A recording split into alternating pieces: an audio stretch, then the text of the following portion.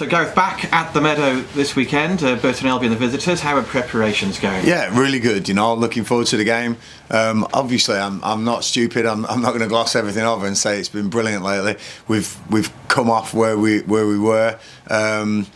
It's good. Aaron Pierre's going to be back, which is a great addition to the squad.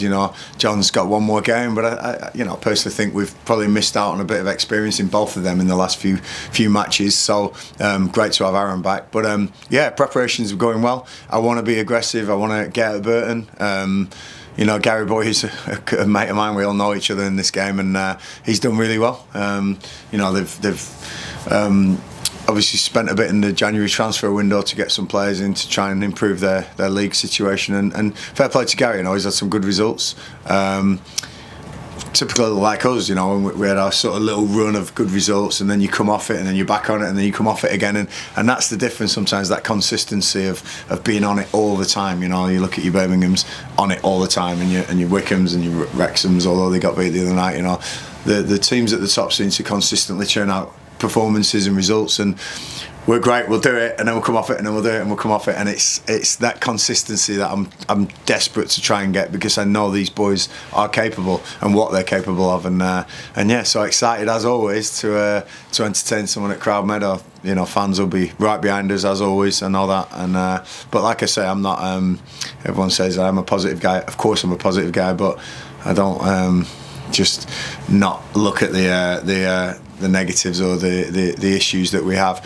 We're trying to work on them, but again, I'll go into the game super positive, thinking we can win it, and hopefully we can give a good account of ourselves. Yeah, really keen, I'm sure, to get a positive reaction from your players, because you were disappointed clearly at Exitor. Oh, that really knocked the stuffing out of me, that one. I think it was Jamal saving that penalty, and I think probably like every Shrewsbury Town fan, and even yourself, then we thought, this is our day. This is, when a keeper does that, you're thinking, right, this is our day today, and then we concede from that corner, which knocked the stuffing out of me. Honestly, I was finding it tough to get excited on the touchline on Saturday.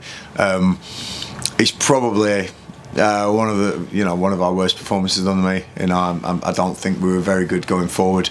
I don't think we troubled them enough, and a couple of mistakes, couple of errors which we've gone through, we've ironed out, which is great. But yeah, I want a reaction. I definitely want a reaction this Saturday, and hopefully the boys can get them levels back that we know they can hit. And as I said, I don't. Of course, I worry about the result, but the result will be a byproduct of our performance, our commitment, our desire, our belief, our togetherness. All those things. The result becomes a byproduct of that. So if I see all those things, I'll be really happy, because again, we all know results can go one way or the other on different things. Referees' decisions or freak things. But those fundamentals is what I want to see, and empty the tank, and that's a gimme, under me. I'll empty it definitely on the touchline, so I'm expecting the boys to empty that tank on the pitch and hopefully get a positive result. How frustrating is it for you, and for everybody connected with the football club, that the gap has widened to 11 points, a gap to safety, when a few weeks ago you'd worked so hard to get it down to 3 points after the Reading game, and here we are, 5 defeats in the last 6 games now, and it's opened considerably. Yeah, and to be fair, we've deserved to lose a couple of those games, definitely, but I don't think we've deserved to lose all 5. I think at Huddersfield and Bolton, we played some superb stuff in those games. Peterborough was an anomaly with 10 men, but I feel for the boys, I really do, because we got so close. Like I said, we had that really good run of results, got within 3 points, and then we sunk away again. But it shows we can do it. Back-to-back wins are huge. What they can do, that was Mansfield, Rotherham and Reading. 3 great results though, 7 points. We do that again, we're right back in it again, and that's the craziness. Everyone will be thinking, that's it now. Looking at the table, not a chance. Not a chance. We've still got 30 points to play for here, so we're gonna give it everything, absolutely everything. The boys won't know any other way on Saturday, and of course we want to put one over on Burton, because they were our rivals. They've been our rivals probably all season, and I remember that was the last league game before I came in, and I remember watching it and thinking that really, we need to do better against Burton this time round, because they're going to be tough opponent. Gary's got them sorted, but again, I've got some good players, a couple coming back hopefully in the next couple of weeks there'll be a full quota of players, and we can get some good results. But yeah, really frustrating that we dropped away again. It is football, you know. That's what happens.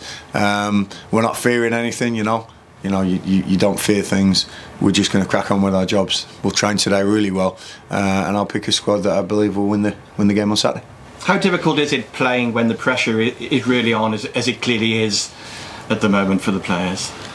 Yeah, I don't want them to feel too much pressure, you know, because like I say, we are billed as the bottom resource team in the league, you know, and that's the truth, you know. And I know it's hard to take sometimes because we've been in this league for so long. But we've stayed the same. We are what we are, and we've stayed the same. The rest of the league is flown away, and the investment in this league now. You know, I was reading today about, was it Wrexham? You know, the price of their club now is from when they bought it to what it is now. You know, you're talking hundreds of £1 million now. They're valuing Wrexham at, you know, and we're just not in that league, you know, in inverted commas, because it's just football. It's just gone out of control a little bit, and it's great for football. But, you know, there's plenty of money in it anyway. There's even more money in it now, and like I say, I'm always a big fan of Shrewsbury Town. What the chairman has done here to keep this club going for so long, I think that has defied the odds. Never mind what we're doing this season. I think it's been brilliant. But there was going to be a time when it probably tipped the balance and the rest of the league have flown away from us, and that's tough. But we'll do everything we possibly can, because it's not always about money, and the day it becomes all about money, I'll probably be out of this, because then you can probably put a bet on at the start of the season who's going to win, the richest clubs, but it isn't. It's not always worked like that. There is these fairy tale stories. I'd love to be one this season, and my job is to make sure we give absolutely everything. But again, you know, I think if you looked at it and you looked at the start of the season and all the predictions and everyone, a lot of people had Shrewsbury, you know, struggling because of the state of League One. It's just facts. It's nothing that we can do. My job's to try and buck that trend, and I'll be doing that on Saturday. It's a few weeks since we asked about Leo Castledine. Is there any update on where he is? I spoke to someone at Chelsea last week, so yeah, he's resting. This injury, this overuse injury, you know. Again, I don't want to go into too much detail. It's not my domain, you know. It's obviously a medical situation, and with all the confidentiality and whatnot goes on these days, it's you know, it's difficult to comment too much, but.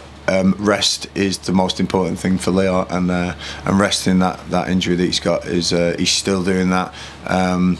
You know, you'll be the first to know if he's back in the building. I really hoped he might be back towards the end of the season, but if he's not, then he's done really well for himself. He's put himself firmly in the sights of other clubs and ourselves with what he did. You know, fierce competitor, absolutely. Everything, gave everything, just like his dad when I play with his dad, you know, gives absolutely everything, that boy, and I love that does for me. One or two things we're still trying to refine in his game, and we just didn't get there because of the overuse, or you know, I don't even know if that's the correct term, but you know, the injury he got. So hopefully he's getting better, and I'm sure he's watching from afar. Hopefully, hoping we pick results up. But yeah, cracking lad, and like I say, you'll be the first to know if he's going to return. Some great news for the club's under-17 team earlier this week, reaching the final of the Professional Development League trophy with a 1-0 win in the semi-final at Burnley. What about that as an achievement? Yeah, and again, that's where I'm saying that resources and money isn't everything. Sean has done a brilliant job there with those boys, you know. Javal, who was in one of the first team squads recently, you know, he sat in the dressing room. I can't remember which game it was, but he sat in there, got a bit of experience of that. He got the winning goal. Really nice. He's you know, a very tidy player and quite a thorn in defence's sides at that level, you know. So him getting the goal and getting the boys through to the finals, brilliant. You know, it's is it Cardiff or Wimbledon, I think, and hopefully that could be at the Crowd Meadow. I don't know yet, but it'd be great for these boys to achieve something, you know. And like I say, it's not always the big boys, and cracking.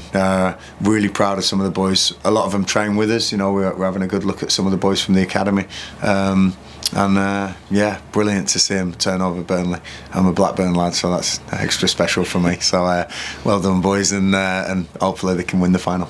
A lot of the academy players have been gaining experience playing first team football elsewhere so far this season. How important is it that we start to, the club start to get more of these youngsters through to the first team at some stage? That's the aim.